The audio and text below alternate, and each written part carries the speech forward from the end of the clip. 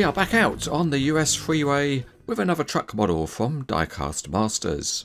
It is the Western Star 4900 SF Day Cab Tandem TRATOR with a 40-foot dry goods sea container. If you're wondering what we'll see when we see a TRATOR, we will actually see a tractor with a C, not a tractor that's missing a C. The outer sleeve of the box shows this is one of the Transport series, and there's the usual labelling underneath. And on the reverse side, it's good to see that there's some information about the real Western Star.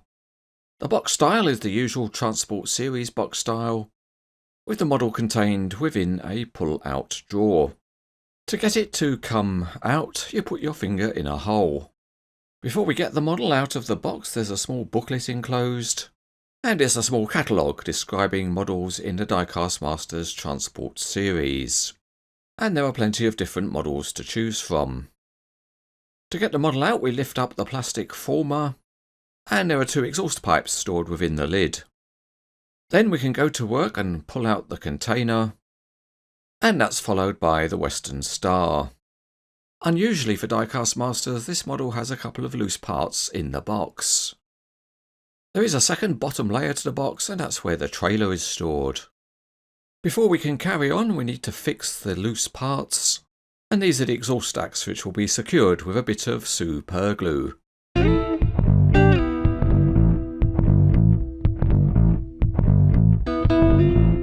Out of the box, you have to fit the exhaust pipe extensions onto the stacks. And it's a very easy job because they just gently push into place. Next, we join up the tractor and the trailer, and the kingpin of the trailer just drops down into the hole in the 5th wheel. The last job to do is for the giant hand crane to load on the container.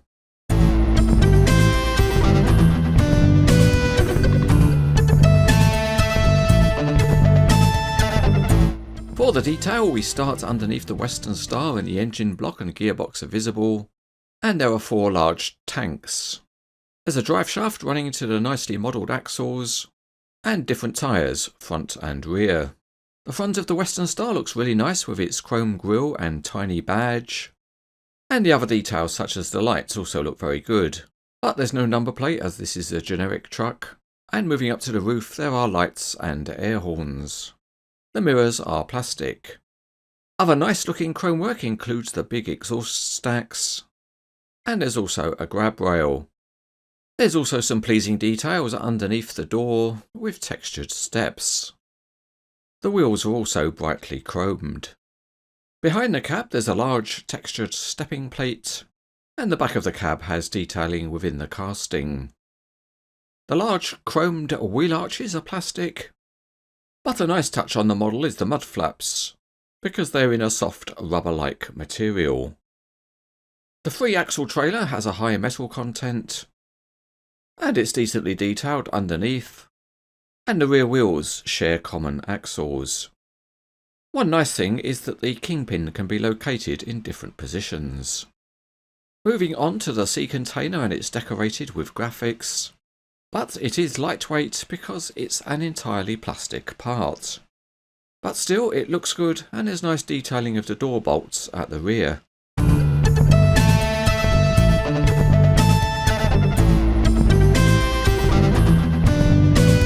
We start with the Western Star doing a roof slide, and the rear wheels spin freely. There is steering at the front axle, but it's quite restricted.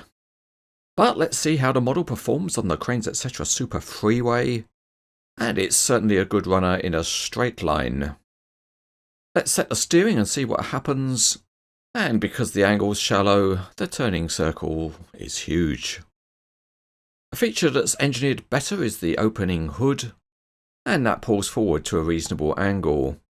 The engine underneath is made of a number of different plastic parts, and it looks pretty good. The fit of the hood when it's closed is also very good. Looking underneath the trailer, and the rear wheels spin freely, and the other working feature on the trailer are the landing legs, and this is modelled as a folding part. It supports the trailer well when it's in use. The container fits in position on the trailer with cast-in container locks, and these upstands are at each end, but there are none in the middle for 20-foot containers. although it's possible they will be held in place well enough by the locks at the end. The container does have another feature, however, and that is opening doors. And these are good, with the doors opening fully. You can also see some detail inside the container.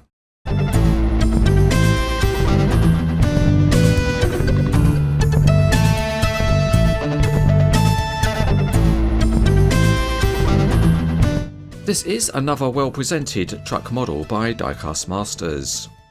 The Western Star looks good, but there's quite a bit of plastic on it, and it would have been nicer if the container had also been made of metal. Overall, this is a good looking model of a US commercial truck, and there are enough plus points for it to be considered very good.